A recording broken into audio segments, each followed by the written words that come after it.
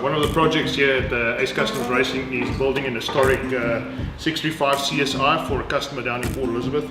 The car really came to us in very bad shape. The guys had really tried to do the job themselves, and then they realized they were out of their depth. So the whole aspect of this car is about creating an historic race car for the historic racing series in South Africa according to certain rules, and the car is then built to those rules. What we've done is we started from scratch. The entire car has been redone, the body's been redone, and we're currently busy in the process of doing the suspension, brakes, and all up to the spec that is required for the customer.